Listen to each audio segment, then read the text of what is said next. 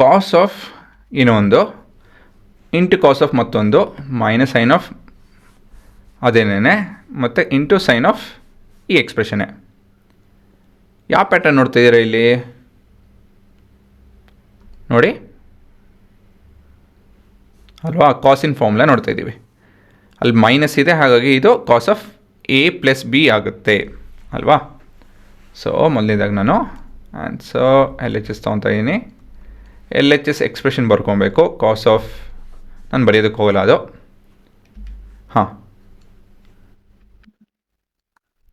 Because cos of a into cos of b minus sine of a into sine of b is equal to ಏನೋ cos of a plus b. ಈ ರೀತಿಯಲ್ಲಿ ಬದಲಾಗುತ್ತದು, ಸರಿನಾ. So here a is ಏನೋ pi by 4 minus x while b is pi by 4 minus y. ಸರಿ ಅಲ್ವಾ.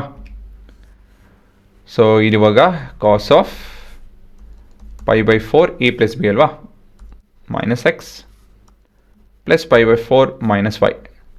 ಇದು ಸೈನಿಗೆ ಹೇಗೆ ಬದಲಾಗುತ್ತೆ ಅದಕ್ಕೋಸ್ಕರ ಇವೆರಡು ಆ್ಯಡ್ ಮಾಡಿಕೊಂಡು ಇವೆರಡು ರೀಅರೇಂಜ್ ಮಾಡ್ಕೊಬೇಕು ಅಂತ ಹೇಳ್ತು ಅಂದರೆ pi by 2 ಆಗುತ್ತಿದ್ದು minus of X plus Y ಆಗುತ್ತೆ. ಇದೆಲ್ಲಿ ನೋಡಿದ್ದೀವಿ ಏನಿದು, ಹೌದು, cos of 90 minus theta is nothing but your sin theta. Because of this ಏನಾಗುತ್ತಿದ್ದು, so this will be equal to cos of X plus Y, sorry sine of X plus Y, which is nothing but RHS, and we have the proof, hence proved.